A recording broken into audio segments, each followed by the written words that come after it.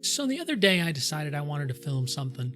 I have a Sony a5100 camera and I like it a lot. I used it for a while now for streaming on Twitch and it works fantastically. You plug an HDMI cable into it, into a capture card, and it runs nonstop. Clean HDMI out, perfect. Perfect. What I did not know was that it had an overheating problem when you're trying to record. And I found out.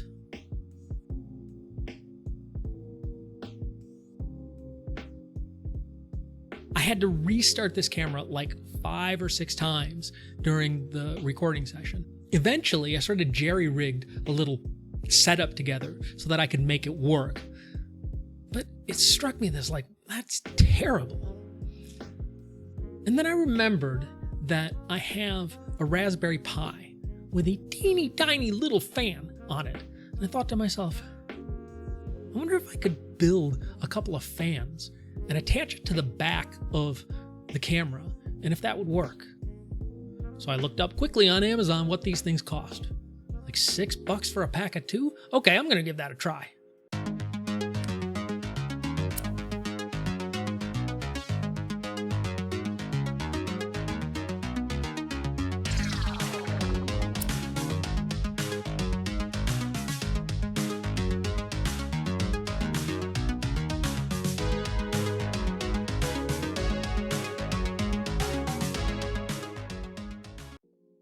So to figure out whether or not this worked, I did a little test. And the test was to just basically run the camera without the fans attached to see how long it took before it overheated. Didn't take long, about 20 minutes. Then I built the fan and I attached it and I stuck it to the camera and I tried it out. And it lasted 27 minutes. So that was an improvement, but nowhere near what I needed it to be.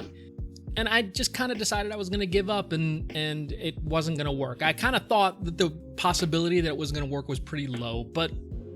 And as I was pulling it off, I thought to myself, well, let me just try putting it on a little bit lower. Which of course doesn't make any sense because why would anybody design a camera where the thing that makes the most heat is at the bottom? Because heat rises, right? There's no way lowering this should make it work. Yeah. It worked. Now, I got to 2 hours and I just gave up because I assumed at that point it was just working. Now, I don't pretend to know all the design decisions that go into making a camera like this. I have no idea. I am not trying to criticize the designers of this camera. I just don't know. Still, it was surprising to me that it worked at a lower position on the camera. But hey, great.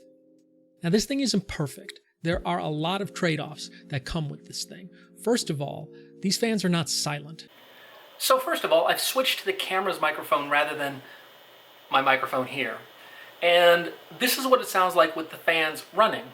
Well, let's just quick flip back and forth.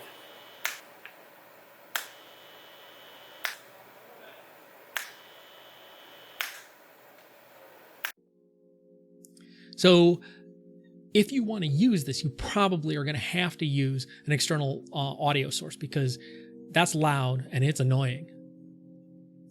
But it worked and it was cheap. If you're wondering what it is that I did to do this or how I made this happen, it's actually pretty easy. I just found an old USB cable and I cut it open and I found the red and the black cable and pulled the insulation off of each. And then the fans each came with their own red and black cable that I snipped the ends off of and pulled the insulation off. And then I wrapped the red cable to the red cable and the black cable to the black cable.